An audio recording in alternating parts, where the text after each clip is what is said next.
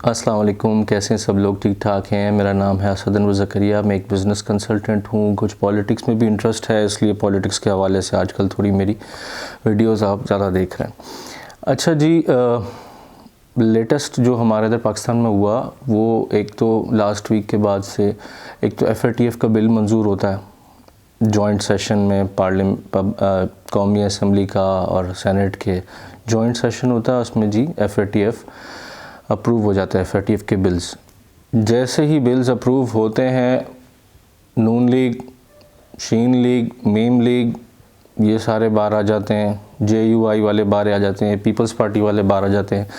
एक APC call करते हैं, ऑल पार्टीज़ कॉन्फ्रेंस, और फिर उसके अंदर जो है वो एक थोड़ी सी हमने देखा कि फजलुर रहमान साहब से जो है वो निकल जाता है कि जी जरदारी साहब जो है वो नवाज़ शरीफ से भी कम है वगैरह वगैरह, और कुछ थोड़ी सी कॉमेडी भी हो जाती है।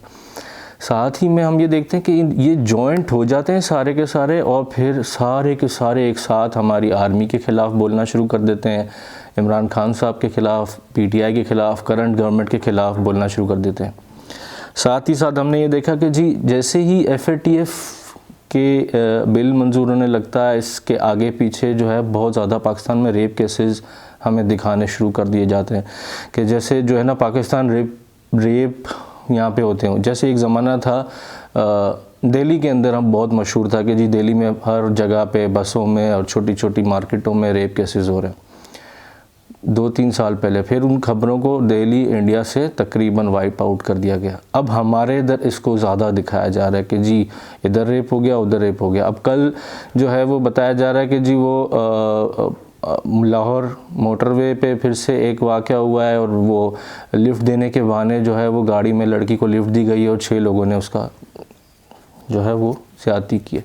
वो भाई मुझे ये बताओ कि 6 लड़के अगर एक गाड़ी में बैठे हों और एक लड़की अगर उसकी बस ख़राब हो जाती है, तो क्या वो लड़की इतनी मतलब इतनी दिमागी तौर पे वो या तो ओपन माइंडेड है कि वो 6 लड़कों के साथ बैठ जाती है गाड़ी में, या तो वो बिल्कुल ही पागल है कि वो 6 लड़कों के साथ या 6 मर्दों के साथ बैठ जाती है गाड़ी में। मुझे ये समझ नहीं आई कहानी। और फिर रातों रात जो है वो पुलिस ने 2-3 लड़कों को पकड़ भी लिया उसमें से, और वो आइडेंटिफाई हो गए, और पता नहीं क्या डिजिटल प्रिंट्स और फुटप्रिंट्स पता नहीं क्या क्या उन्होंने दिखाया कि जी हमने पकड़ लिया। मेरे ख्याल से सब कुछ जो है मीडिया पे आने के लिए है, और दुनिया की जो जितनी भी, जैसे हम कहते हैं ना, जो भी न्यूज़ इंटरनेट पे एक दफ़ा डाल दी जाती है, वो जब तक दुनिया से पूरा तमाम इंटरनेट, हर किस्म का डेटा, हर किस्म की लाइट, हर किस्म की हार्ड डिस्क ख़त्म नहीं होगी तब तक एक जाएगा नहीं। तो ये जितनी भी बैड न्यूज़ पाकिस्तान से रिलेट कर रही हैं ना, जितनी भी रेप केसेस और शिया सुन्नी फसाद और ये जो भी चीज़ें आर्टिफिशियली बनाए जा रही हैं, सारे के सारे जो है FATF के अंदर पाकिस्तान को ब्लैक लिस्ट करने के लिए। मैं इस चीज़ के ऊपर बिल्कुल मानता हूँ। एक हम देखते हैं कि जी FATF का बिल पास होता है, फ़ौरन जो है APC कॉल होती है, और वो सारे के सारे जी आर्मी के ऊपर और पाकिस्तान के ऊपर और पाकिस्तान के सिस्टम के ऊपर भौंकना शुरू कर देते हैं, माजरत के साथ बोलना शुरू कर देते हैं। और दूसरी चीज़ ये कि फिर ये रेप केसेस का सीन आ जाता है। फिर नवाज़ शरीफ साहब को जो है वो मेन स्ट्रीम मीडिया के अंदर लाइव वो आके और वो बात करते हैं, और वो उस लेवल तक बात करते हैं जिस लेवल तक जो है वो 2 साल पहले अल्ताफ़ हुसैन साहब ने बोल दिया था, हमारे सिस्टम के ख़िलाफ़, आर्मी के ख़िलाफ़ तलवारें चला देंगे, छुरियाँ चला देंगे वगैरह वगैरह।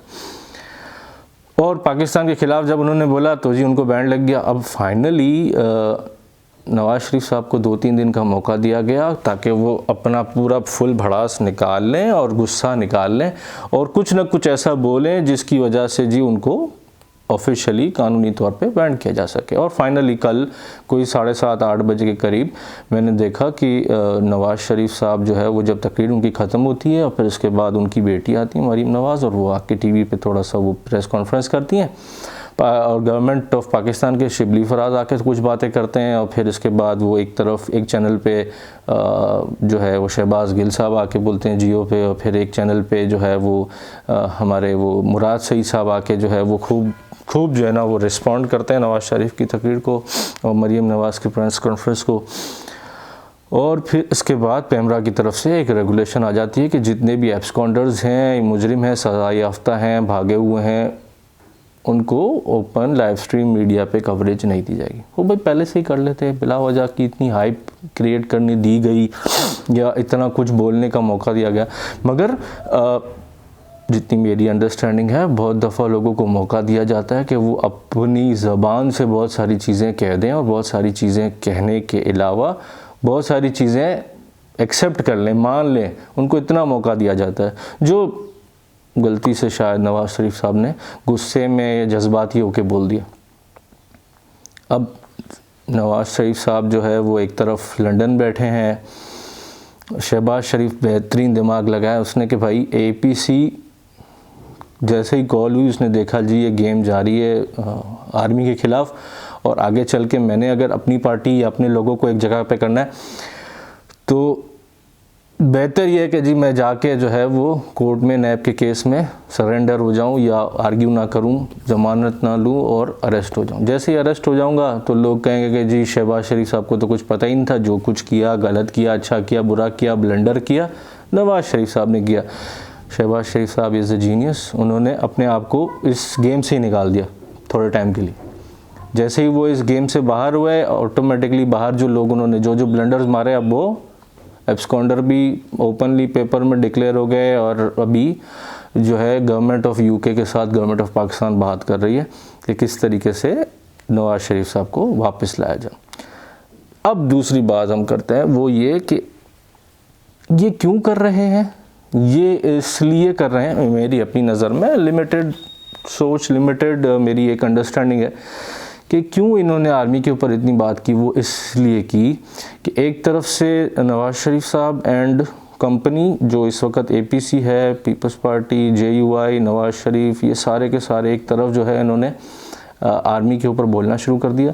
और कल एक प्रोग्राम के अंदर इमरान खान साहब बैठे थे और उन्होंने भी कुछ 2-3 ब्लंडर मार दिए कि जी अगर कारगिल का वाक़या मेरे सामने होता तो मैं उसको बुला के जी सैक कर देता। अगर मुझे कोई आके कहे कि जी आप इस्तीफ़ा दें तो मैं उससे इस्तीफ़ा मांग लूँगा। ओ भाई ये सारा का सारा गेम जो है, चाहे वो रेप केसेस हो, चाहे वो शिया सुन्नी के फसादात करवाने का प्रोग्राम हो पाकिस्तान में, बहुत सारे इलाकों में जानबूझ के क्लैशेस भी करवाए गए हैं, ऑलरेडी हो चुके हैं पिछले 2 हफ्तों में। कराची में गुलिस्तान जौहर में एक वाक़या मैंने सुना, और अब ये तीसरा ये जो APC के साथ ये जो आर्मी के ऊपर ये अटैक किया जा रहा है, हमारी फोर्सेस के ऊपर, हमारे सिस्टम के ऊपर ये सब करवाया जा रहा है। ये सब FATF में पाकिस्तान को ब्लैकलिस्ट करवाने के लिए है कि पाकिस्तान जो है एक अनस्टेबल कंट्री है, उसमें शिया सुन्नी फसाद एक तरफ हो रहे हैं, रेप केसेस एक तरफ हो रहे हैं, एक तरफ महंगाई बढ़ रही है, एक तरफ लॉ एंड ऑर्डर सिचुएशन ख़राब है, और एक तरफ जो है वो तमाम की तमाम सियासी पार्टियां आपस में लड़ रही हैं और ख़िलाफ़ आर्मी के बात कर रही हैं।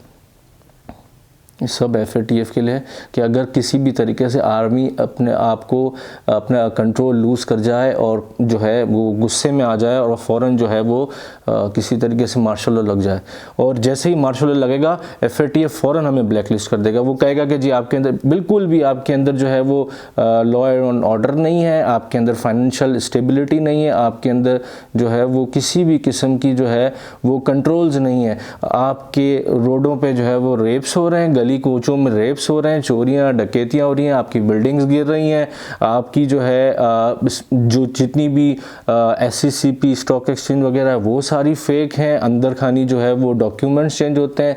एक तरफ आसिम बाजवा साहब का निकला था, वो स्टॉक एक्सचेंज SCCP कंपनीज और इन लोगों के थ्रू ही निकली थी ना ये सारी डेटा। तो ये मेन मकसद ये है कि किसी तरीके से आर्मी जो है हमारी पाकिस्तान की वो अपना कंट्रोल, अपना जो है वो स्टेबिलिटी लूज़ करे और किसी तरीके से इक़्तिदार में आके बैठ जाए।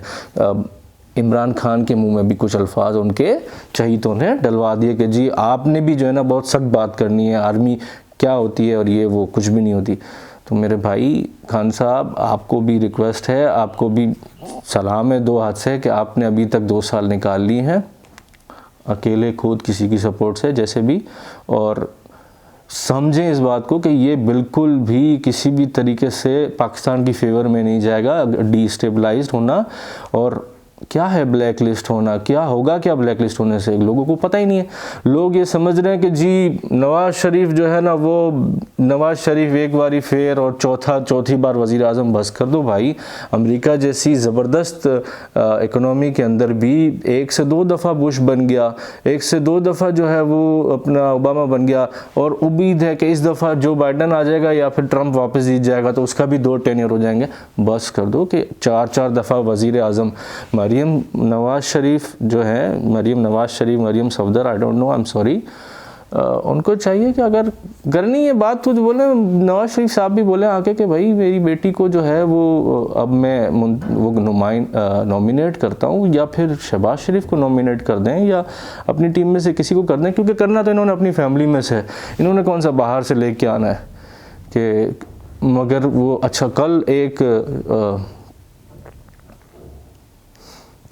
कल एक और जो है वो प्रेस कॉन्फ्रेंस में मरीम साहबा कह रही थी कि अगर नवाज़ शरीफ मुझे अरेस्ट किया तो जो है वो एहसन इकबाल उठ जाएंगे, एहसन इकबाल को अरेस्ट किया तो ये उठ जाएगा, वो उठ जाएगा, एक सर को काटोगे तो दूसरा सर उसकी जगह ले लेगा। वो मुझे कुछ एक मूवी याद आ गई, वो हेल हाइड्रा वाली, उसके अंदर थी कैप्टन अमेरिका के अंदर, कि वो कहते हैं कि जी अगर तुमने एक को दबाया तो 2 उसकी जगह पे रिप्लेस करेंगे। कुछ इसी तरीके का जो है वो हिटलर की भी थी कि अगर एक को तुम दबाओगे तो उसकी जगह पे एक रिप्लेस करेगा उसको। तो मरीम साहिबा समझदार हैं माशाल्लाह, जीनियस हैं, बड़े टाइम निकाल दिया इन्होंने भी। मगर ये है कि अब पाकिस्तान के लिए कोई तो सोचे यार, कोई तो एक हो जो पाकिस्तान के लिए सोचे। सारे के सारे बस इन्हीं चीज़ों में लगे हुए हैं कि जी मेरा क्या होगा, कहीं मेरा केस ना खुल जाए, कहीं मेरा काम ख़राब ना हो जाए। तो बराए मेहरबानी पाकिस्तान के लिए सोचें, और इनफ इज़ इनफ, बहुत ज़्यादा हो गया। लोगों को भी, हमारी आवाम को भी अब समझ आ जाना चाहिए, वोट वगैरह कुछ भी नहीं होता। ये सारे वोट जो है जब हमारा सिस्टम जो है फ़ैसला कर लेता है वो आ जाता है सीट पे, ठीक है। सिर्फ़ और सिर्फ देखना ये चाहिए कि कौन अपने ज़माने में पाकिस्तान के लिए बेहतर करके गया। रोड, इंफ्रास्ट्रक्चर, खाना पीना, लंगर, ये सब चीज़ें नहीं होती। पाकिस्तान जो है वो एक यूनिट है पाकिस्तान, और उसके अंदर भी पाकिस्तान की इकोनॉमी है और एक उसके बाहर भी इकोनॉमी है। दुनिया हमें किस तरीके से देखती है ये भी हमें देखना है, अंदर हम अपने लोगों को कैसे चलाना है ये भी देखना होता है। तो आई डोंट नो मेरी बातें आपको समझ आती नहीं आती, मगर अगर आपको मेरी बात कुछ बेहतर लगी हो, अच्छी लगी हो, तो बराए मेहरबानी मेरा पेज को और मेरे यूट्यूब चैनल को ज़रूर लाइक, शेयर, सब्सक्राइब कर दीजिएगा। और अगर कोई बात बुरी लगी हो तो ज़रूर कमेंट्स में ज़रूर बताएं। अगर आपकी एफिलिएशन किसी पॉलिटिकल पार्टी के साथ है तो हाथ जोड़ के माजरत चाहता हूँ। I don't trust political party, I don't trust political system, I am like that. I don't know कि डेमोक्रेसी क्या होती है, आई डोंट नो, ठीक है। डेमोक्रेसी 100 जाहिल मिलके एक को जो है वो अपना बड़ा बना देते हैं। आई एम सॉरी, डेमोक्रेसी कुछ नहीं होती। इस्लाम में डेमोक्रेसी का सिस्टम था ही नहीं कभी भी। इस्लाम में जो एबल था, जो लायक था, जो उस चीज़ को, उस रोल को, उस काम को संभालने के लायक होता था, काबिल होता था, उसको बनाया जाता था वज़ीर, मुशीर या जो भी खलीफा। हमारा डेमोक्रेसी ये हमें दीन से दूर किया गया और कुछ भी नहीं। आपका बहुत बहुत शुक्रिया। आज दिन जुम्मा है, आप सबको बहुत बहुत जुम्मा मुबारक। Thank you very much. अस्सलाम वालेकुम।